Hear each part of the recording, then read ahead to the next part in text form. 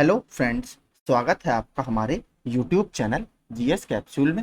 I hope आप सभी लोग अच्छे होंगे और आपकी तैयारी अच्छी चल रही होगी। फ्रेंड्स, आप सभी को पता है हम अपने इस चैनल के माध्यम से डेली वन लाइनर्स की फॉर्म में करंट अफेयर्स आपको प्रोवाइड कराते हैं और वीकेंड पर मैं पूरे हफ्ते का फ्री पीडीएफ आपको अपने टेलीग्राम ग्रुप में दे देता हूं, तो आप जाकर वहां पर इसको डाउनलोड कर सकते हैं। 21 से 27 अगस्त का पीडीएफ आपको हमारे टेलीग्राम ग्रुप में मिल जाएगा और रेगुलरली वहां पर मैं करंट अफेयर्स के अपडेट्स भी पोस्ट करता रहता हूं। तो आप हमसे जुड़ना चाहते हैं तो जुड़ सकते हैं।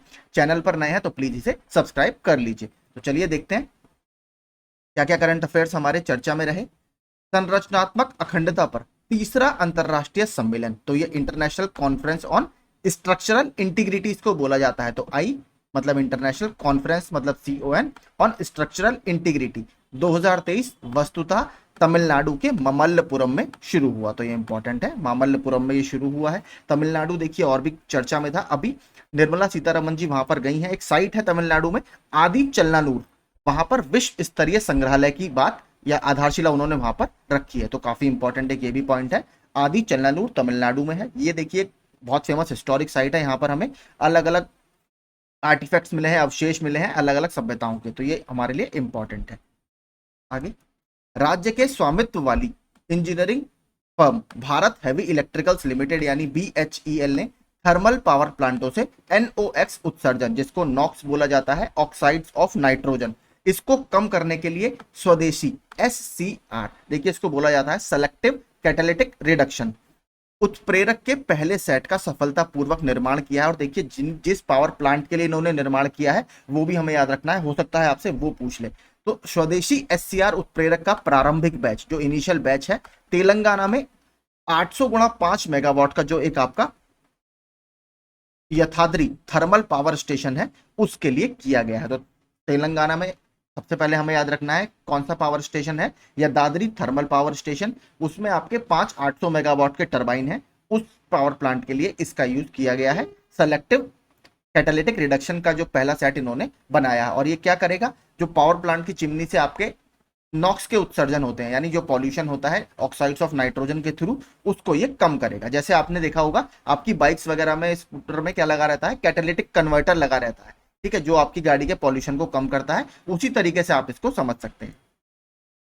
कानून और न्याय मंत्री अर्जुन राम मेघवाल ने टैली लॉ 2.0 लॉन्च किया है, जो न्याय तक पहुंच सुनिश्चित करने के लिए टैली लॉ और न्याय बंधु ऐप को एकीकृत करता है। तो देखिए पहले क्या था, टैली लॉ अलग था, न्याय बंधु ऐप अलग था। इन्होंने टैली लॉ 2.0 लॉन्च किया है जिसने इन दोनों को मर्ज कर दिया है, इंटीग्रेट कर दिया है और एक कस्टमर को बेहतर सर्विस ये प्रोवाइड कराएगा न्याय के क्षेत्र में। ठीक है, तो याद रखिएगा टैली लॉ आपसे सीधे पूछ सकता है किसने लॉन्च किया है, तो कानून और न्याय मंत्री अर्जुन राम मेघवाल ने। भारत के राष्ट्रपति द्रौपदी मुर्मू ने राष्ट्रपति भवन सांस्कृतिक केंद्र में ब्रह्म कुमारी इसकी पूर्व प्रमुख, जो ब्रह्म कुमारी एक संस्था है, बहुत बड़ा ट्रस्ट है जो सोशल सर्विस के क्षेत्र में काम करता है, उसकी प्रमुख थी एक पहले की दादी प्रकाश मणि जी, उनकी स्मृति में एक डाक टिकट जारी किया है। तो आपसे पूछेगा कौन थी है, तो सोशल वर्कर रही हैं दादी प्रकाश मणि जी, उनकी स्मृति में एक नया डाक टिकट लॉन्च हुआ है। आधुनिक तकनीक की मदद से अब दृष्टिबाधित लोग भी निशानेबाजी के खेल में अपना हाथ आजमा सकते हैं। तो देखिए जर्मनी ने एक नई टेक्निक इजाद की है, आगे पढ़ते हैं।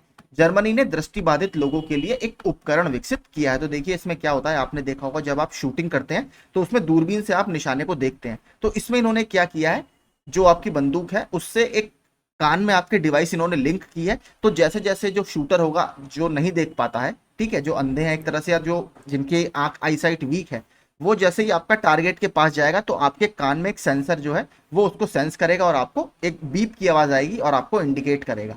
ठीक है, तो दृष्टिबाधित लोग भी उस टारगेट पर हिट करेंगे उस सेंसर की हेल्प से। तो जर्मनी ने ये टेक्निक विकसित की है जो कि काफी बड़ा एक अचीवमेंट है, जो दृष्टिबाधित लोग अब शूटिंग के खेल में हाथ आजमा सकते हैं। जर्मनी की बात करें तो राजधानी क्या है, जर्मनी की बर्लिन है। मुद्रा कौन सी है इसकी, मुद्रा इसकी यूरो है। और राष्ट्रपति वर्तमान में कौन है, फ्रैंक वॉल्टर स्टीनमियर। इसकी राजधानी देखिए बर्लिन से एक प्रश्न आ जाता है कि बर्लिन जो है वो कौन सी नदी के किनारे है, तो बर्लिन स्प्री नदी के किनारे है, SPREE, स्प्री नदी के किनारे स्थित है। देखिए ब्रांड एम्बेसडर काफी चर्चा में रहे हैं 2 से 3 दिन से। तो इंडियन ऑयल ने भी एक नया ब्रांड एम्बेसडर बनाया है। इंडियन ऑयल ने अपने इंडियन एक्स्ट्रा तेज LPG ब्रांड के ब्रांड एम्बेसडर के रूप में शेफ संजीव कपूर के साथ सहयोग किया है। तो ये भी इंपॉर्टेंट है, काफी फेमस शेफ है इंडिया के। और मान सकते हैं कि जो खाना बनाने की क्रिया को एक तरह से अंतर्राष्ट्रीय पटल पर या भारत के राष्ट्रीय पटल पर पूरा लेकर आए हैं वो संजीव कपूर जी ही लेकर आए हैं। तो हालिया ब्रांड एम्बेसडर देखिए और कौन कौन बने हैं। ईगा स्वेटेक इंफोसिस की ग्लोबल ब्रांड एम्बेसडर बनी है। राफेल नडाल इंफोसिस ब्रांड और इंफोसिस डिजिटल इनोवेशन के नए ब्रांड एम्बेसडर बने हैं। और राहुल द्रविड़ जी को भारत पेट्रोलियम कॉर्पोरेशन लिमिटेड की, देखिए एक इनकी ल्यूब्रिकेंट्स की आती है सीरीज, आपने टीवी में ऐड देखा होगा, मैक लुब्रिकेंट्स, तो स्पेशली मैक लुब्रिकेंट्स के प्रमोशन के लिए राहुल द्रविड़ जी को ब्रांड एम्बेसडर बनाया गया है। आगे, केंद्र सरकार ने 2022 के लिए भारत स्मार्ट सिटी पुरस्कार की घोषणा की। ये इंपॉर्टेंट है, देखिए इंदौर को ऑब्वियस था, देखिए सर्वश्रेष्ठ राष्ट्रीय स्मार्ट सिटी का पुरस्कार मिला। सेकंड रैंक है आपकी सूरत की और तीसरी है आगरा की।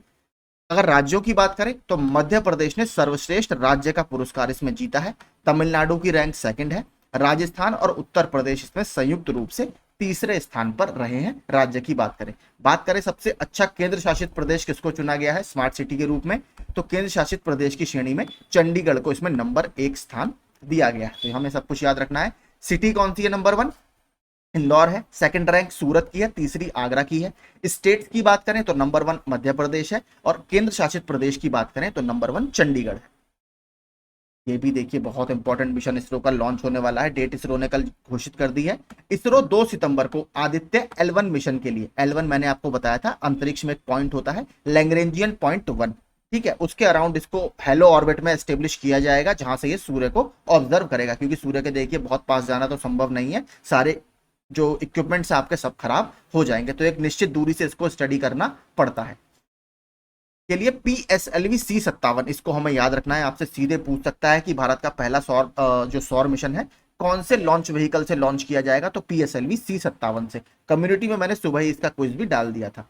लॉन्च करेगा, यह इसरो की ओर से सूर्य का अध्ययन करने वाली पहली अंतरिक्ष आधारित भारतीय वेधशाला है, यानी स्पेस बेस्ड ऑब्जर्वेटरी है ये, वहां से आप इसका अध्ययन करेंगे लगातार। इसमें कुछ पेलोड लगे हैं जो लगातार सूर्य की तरफ देखेंगे और उसका पूरा अध्ययन करेंगे। देखिए आदित्य L1 मिशन पर पूरा मैं एक डेडिकेटेड वीडियो बनाऊंगा, उसमें हम सारी इस पर बात करेंगे कि L1 क्या होता है, क्या जो इसरो है वो इसमें स्टडी करेगा और कौन कौन से देशों ने इसको स्टडी करने की बात की है। वैसे अभी तक केवल एक ही देश है, नासा ने, जो अमेरिका की एजेंसी है, उन्होंने पार्कर सोलर प्रोब भेजा है इस पर, ठीक है, वो अभी उसको स्टडी कर रहा है, तो उसके बारे में भी पूरे उस वीडियो में बात कर लेंगे। मध्य प्रदेश के मुख्यमंत्री शिवराज सिंह चौहान ने 27 अगस्त को लाडली बहना योजना में महिलाओं को दी जाने वाली वित्तीय सहायता 1000 से बढ़ाकर 1250 रुपए प्रति माह कर दी है। तो सबसे पहले लाडली बहना योजना कौन से राज्य की स्कीम है? मध्य प्रदेश की स्कीम है। इसके अलावा देखिए आपसे एक और फैक्ट पूछ सकता है जो कल और घोषणा हुई है।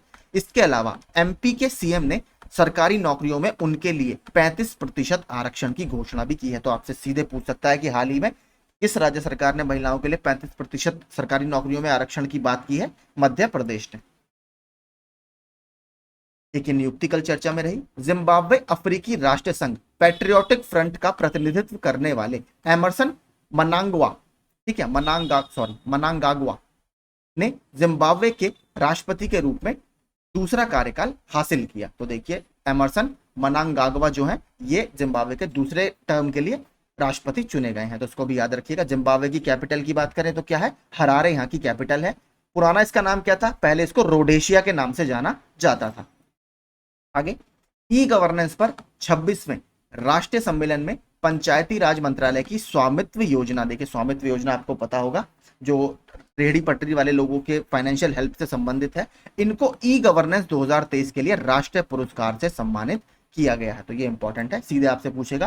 पहला देखिए अभी 26वां राष्ट्रीय ई गवर्नेंस सम्मेलन हुआ कहां पर है? ये मध्य प्रदेश के इंदौर में हुआ है। इसमें राष्ट्रीय पुरस्कार किसको दिया गया? स्वामित्व योजना को ये राष्ट्रीय पुरस्कार दिया गया है। किस मंत्रालय की स्कीम है? पंचायती राज मंत्रालय की स्कीम। आगे, वर्ल्ड एथलेटिक्स चैंपियनशिप में गोल्ड मेडल जीतने वाले पहले भारतीय कौन बने हैं? तो ये बने हैं नीरज चोपड़ा जी। दूसरा स्थान इसमें पाकिस्तान के अरशद नदीम जी को दिया गया है।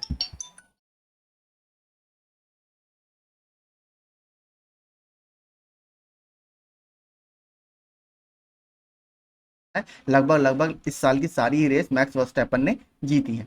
राष्ट्रीय अंतरिक्ष दिवस किस दिन मनाए जाने की घोषणा की गई है? तो जिस दिन हमारा चंद्रयान चंद्रमा पर लैंड हुआ है, चंद्रयान 3, उस दिन यानी 23 अगस्त को। इसके अलावा 2 पॉइंट्स जो थे उसका क्या नाम रखा गया है? एक तो तिरंगा बिंदु और एक शिव शक्ति बिंदु। तिरंगा बिंदु कौन सा है? जहां पर हमारा चंद्रयान 2 क्रैश हुआ था, वहां पर उसका नाम तिरंगा बिंदु रखा गया है। जहां पर विक्रम 3 आपका लैंडर लैंड हुआ है या चंद्रयान 3 लैंड हुआ है, उसको शिव शक्ति बिंदु बोला जाएगा। विश्व एथलेटिक्स चैंपियनशिप में किस देश ने पुरुषों की 4x400 metre relay team event में नया एशियाई रिकॉर्ड बनाया? तो भारत ने इस पर कोई पदक तो देखिए इनको नहीं मिला, लेकिन इन्होंने पूरा नया एक एशियाई रिकॉर्ड बनाया है। वर्ल्ड बैडमिंटन चैंपियनशिप 2023 में कांस्य पदक किस भारतीय खिलाड़ी ने जीता है? तो एच.एस. प्रणॉय के द्वारा ये जीता गया है। तो काफी अच्छी इन्होंने, विक्टर एक्सेल्सन जो बहुत अच्छे खिलाड़ी हैं उनको इन्होंने हराया था। काजीरंगा नेशनल पार्क की पहली महिला फील्ड डायरेक्टर के रूप में किसे नियुक्त किया गया है? डॉक्टर सोनाली घोष जी को नियुक्त किया गया है। बहुत इंपॉर्टेंट है, देखिए पहली महिला फील्ड डायरेक्टर है। काजीरंगा नेशनल पार्क आपको पता ही है, असम में स्थित है। एक और बहुत फेमस है वहां पर, मानस। काजीरंगा एक सींग वाले गैंडों के लिए बहुत ज्यादा प्रसिद्ध है। भारतीय क्रिकेट टीम के डोमेस्टिक मैचों के टाइटल स्पॉन्सरशिप का अधिकार किसने हासिल किया है? तो आईडीएफसी फर्स्ट बैंक ने, जो घरेलू मैच आपके होंगे उसका टाइटल स्पॉन्सर इनको बनाया गया है। ठीक है, तो यही देखिए हमारे सारे आज के क्वेश्चन आंसर और करंट अफेयर्स चर्चा में थे। आई होप एक्सप्लेनेशन आपको पसंद आया होगा और जो भी फैक्ट्स हमने एक्स्ट्रा डिस्कस किए वो आपको अच्छे लगे होंगे। ऐसे ही रेगुलर करंट अफेयर्स के लिए आप हमसे जुड़ सकते हैं और फ्री पीडीएफ हमारे टेलीग्राम ग्रुप से आप जाकर डाउनलोड कर सकते हैं। तो अपनी तैयारी करते रहिए। मेरी तरफ से आप सभी को आपकी विभिन्न प्रतियोगी परीक्षाओं के लिए all the very best. Thank you so much.